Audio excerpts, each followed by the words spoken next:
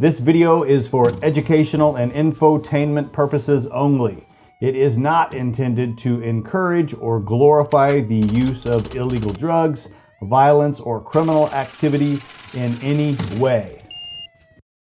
There is a drug being circulated in the Middle East, sponsored by the Syrian government and their partners, that pulls in an estimated $57 billion a year. And to put that in perspective, they make more money than all of the Mexican drug cartels combined. It's quite shocking, and it's a drug you've probably never even heard of. So what is it? Phenethyline, known on the streets as Captagon, a highly addictive amphetamine used throughout the Middle East by day laborers and young people at rave parties, and even the military. It's almost never found in the United States, but it has recently become relevant when it was found on some of the members of Hamas who were captured by the Israeli army and police after their brutal and terrifying raid on Israel. So what is Captagon? Well, you're about to find out. I'm Joshua Roberts, attorney at law, and you are watching Lawyer Up. In today's episode, we're going to talk about the use and the abuse of phenethyline, also known as Captagon. We'll talk about its origins and how it has evolved from a prescription drug used to treat ADHD to a drug used to fuel soldiers fighting in the Middle East. We're going to talk about its recreational use and abuse. We will also distinguish it from straight methamphetamine, which it is sometimes mistaken as, all in today's episode. If you enjoy the episode, hit that like button for me. If you got something to say, you got a comment, put it in the comment sections. And if you haven't subscribed, what are you waiting for? Hit that subscribe button. So the drug we are talking about today is phenethyline. More likely than not, you've never even heard of it. And if you have, you've probably heard it pronounced differently. Not a surprise. Since I've started researching it, I've heard it pronounced 5 different ways. But we're going to call it phenethyline because, well, it's my video. Anyway, Captagon is the former trade name for phenethyline, a derivative of amphetamine with similar stimulant effects.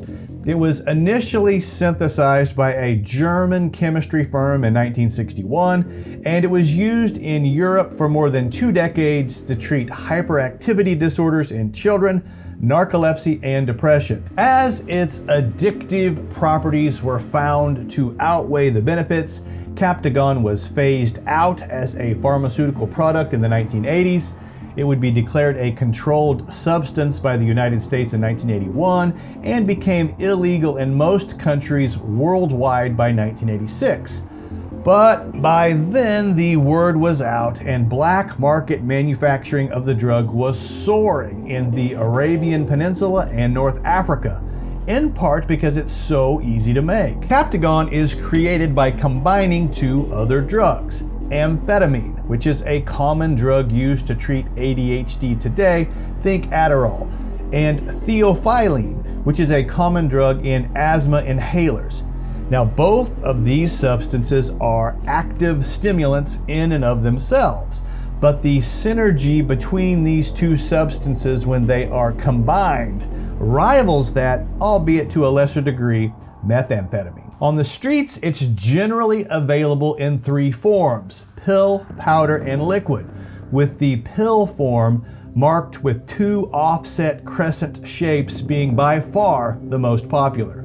The crescent demarcations have earned this pill the nickname Abu Helalin, which in Arabic means the one with 2 crescents, a name that is accurate, albeit not all that creative. And like any illegal drug, you will see it cut with a variety of substances, the most popular of which is caffeine. Captagon is much less common outside of the Middle East, to the point that law enforcement in the United States might not even recognize it. But Captagon production and export has become a big industry in the Middle East, specifically in Syria, where its production is sponsored by the government of Bashar al-Assad.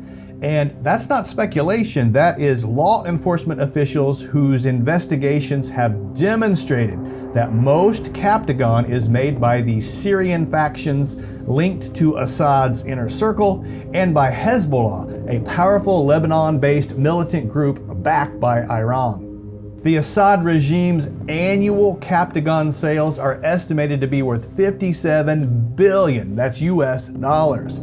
That's almost 3 times the total generated by all Mexican drug cartels combined. Wow. And with revenue from Captagon accounting for more than 90% of the foreign export income, it's not going away anytime soon. And it's an ongoing battle in the Middle East with millions of black market Captagon tablets seized every year. And unlike other drugs of abuse, the synthesis of phenethylene is simple, using inexpensive laboratory instrumentation and raw materials that are all legal to obtain. As I mentioned, it's a combination of amphetamine or Adderall and theophylline. Now, you have to cook it and you have to add a reagent to combine the two, the specifics of which I will not go into because that's where I get in trouble with YouTube. But it's a one-step process akin to synthesizing methamphetamine, only much easier. Now, there are knockoff pills where creators substitute caffeine for theophylline because they are basically chemically almost identical and the net effect is the same. Now, I would discourage you from trying to synthesize this drug.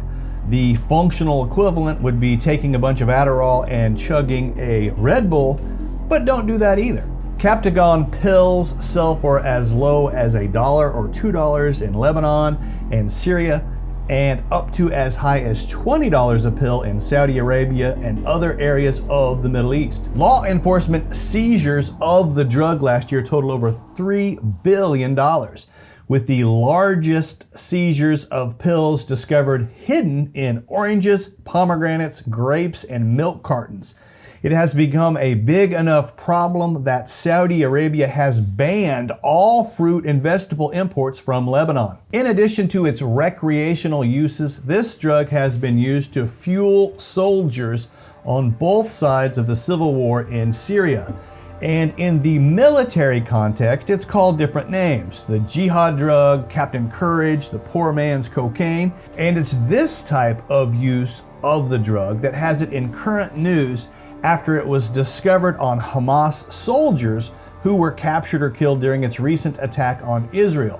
Which begs the question, were Hamas terrorists on Captagon when they attacked Israel on October 7th of 2023, brutally killing more than 1,400 people and kidnapping at least 220 more? Well, 2 Israeli security officials with direct knowledge of the matter have confirmed to USA Today that Captagon was found on Hamas members killed after the raids in Israel. Officially, the Israeli military has declined to confirm or deny the use of Captagon by Hamas, but security officials said that small bags of the drug were found stashed in the pockets and tactical gear worn by militants who stormed communities along Israel's southern border with the Gaza Strip. But this is not new.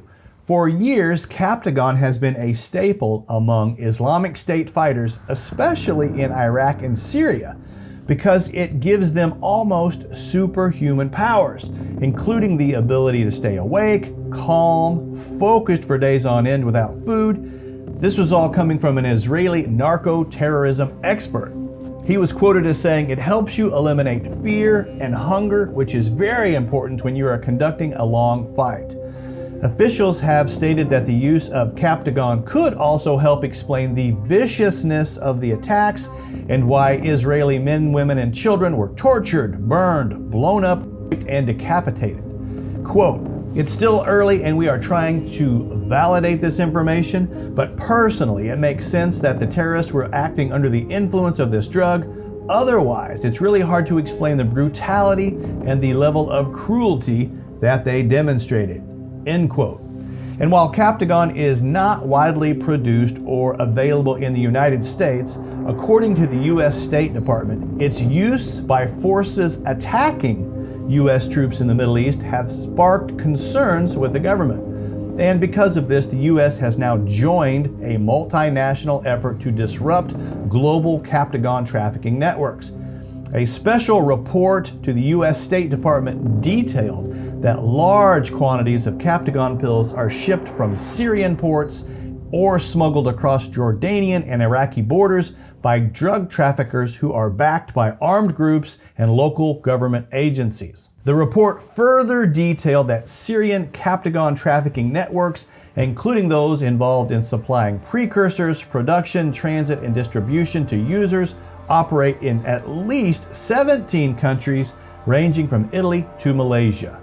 And like I said, it's not new. Captagon really first piqued the interest of the U.S. when it was discovered that the terrorist group ISIS was also fueled by Captagon, which boosted the fervor of its fighters and enabled them to go into battle without really caring whether they lived or died.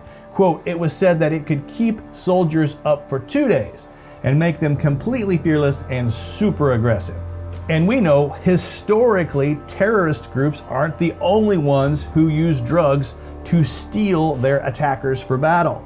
Conventional militaries, including those of the United States and Britain, have used amphetamines to help keep troops awake and alert for years. The Air Force has, and some say still does, use go pills to assist with alertness.